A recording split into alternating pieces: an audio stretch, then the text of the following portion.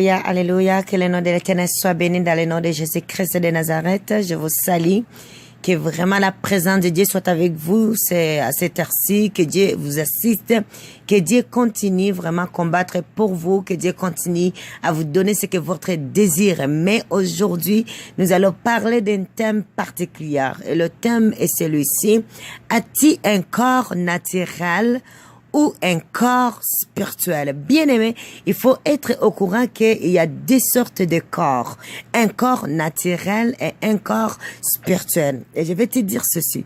Pour toi qui es enfant de Dieu, pour toi qui as déjà accepté Jésus-Christ, tu dois comprendre, tu dois entrer dans un niveau où est-ce que tu dois dire que je n'ai pas un corps naturel, j'ai un corps spirituel. Une fois que tu es né de nouveau, une fois que tu as décidé de changer tes comportements charnel, tu es devenu un être spirituel comme Jésus-Christ de Nazareth.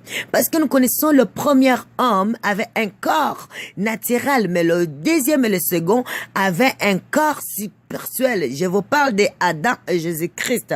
Donc, bien aimé, c'est pour cela que il faut comprendre que dans ce monde où est-ce que nous vivons, il faut avoir ces corps-là spirituels, non pas le corps naturel, parce que le corps naturel, bien aimé, il est surtout sous l'emprise de la chair, alors qu'un corps spirituel, il est sous l'emprise du Saint-Esprit, donc sous l'autorité, sous la puissance du Saint-Esprit. C'est le Saint-Esprit qui guide ces corps-là.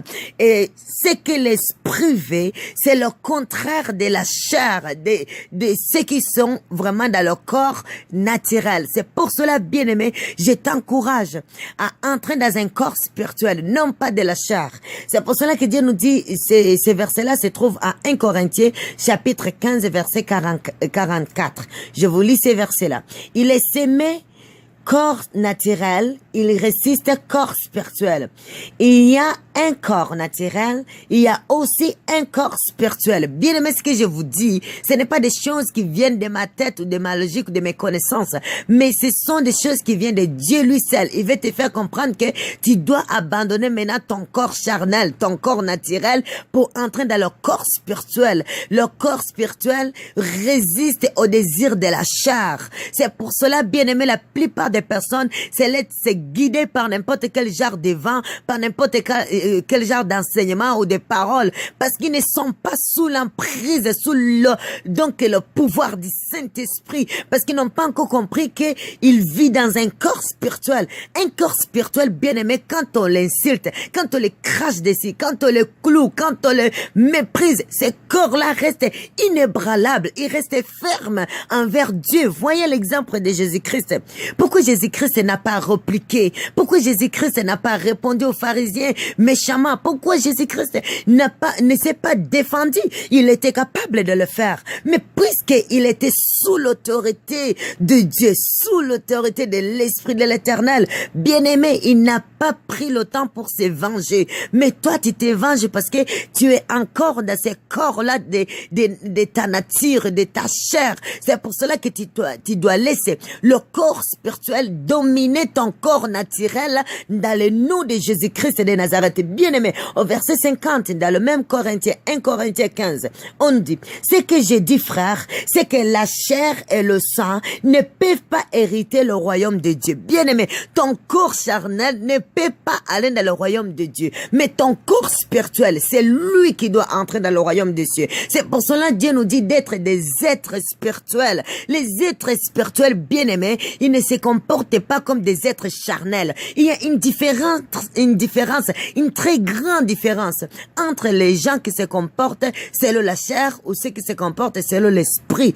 Alors, bien-aimé, désire à marcher selon l'esprit. Tu connais le fruit de l'esprit et tu connais le désir de la chair. Et nous savons bel et bien que ces choses-là s'opposent entre eux. C'est pour cela, bien-aimé, je t'encourage, dans le nom précieux de Jésus-Christ de Nazareth, de désirer ce que l'esprit l'esprit te transmet de désirer ce que l'esprit te dit. Domine ton corps naturel, domine ton corps charnel, en fait de recevoir le corps spirituel. Le corps spirituel, bien-aimé, en lui, il n'y a pas d'orgueil, il n'y a pas d'arrogance, il n'y a pas de méchanceté, il n'y a pas de mauvaises paroles, il n'y a pas de désobéissance. Le corps spirituel se soumet à Dieu, se soumet à ce que l'esprit dit, se soumet aux paroles, au commandement de l'Éternel des armées. C'est pour cela, bien-aimé, je t'encourage dans le nom de Jésus-Christ de marcher selon l'esprit. Et aujourd'hui, comprends que tu es un corps spirituel et que tu dois vivre selon l'esprit et non selon la chair. Alléluia.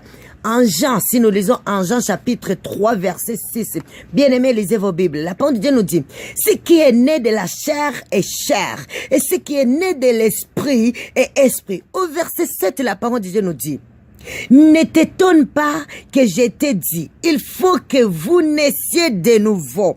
Pourquoi bien-aimé Dieu nous dit cela? C'est parce qu'aujourd'hui, il y a les pasteurs, les prophètes, peu importe les chrétiens, même ceux qui ne croient pas bien-aimés, qui marchent comme des gens qui sont encore dans un corps charnel, dans un corps naturel. Alors que Jésus-Christ nous a fait grâce. Il est mort pour nous. Il a été ressuscité, bien-aimé, et aujourd'hui, il est à la droite du Père.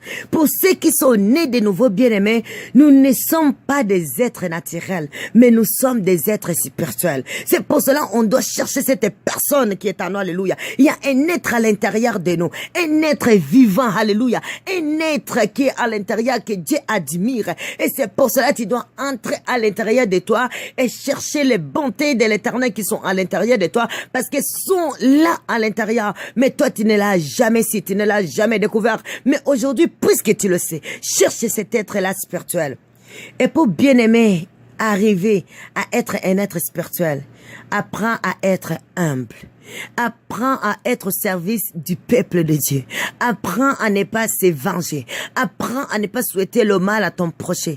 Apprends à chercher la paix avec tout le monde.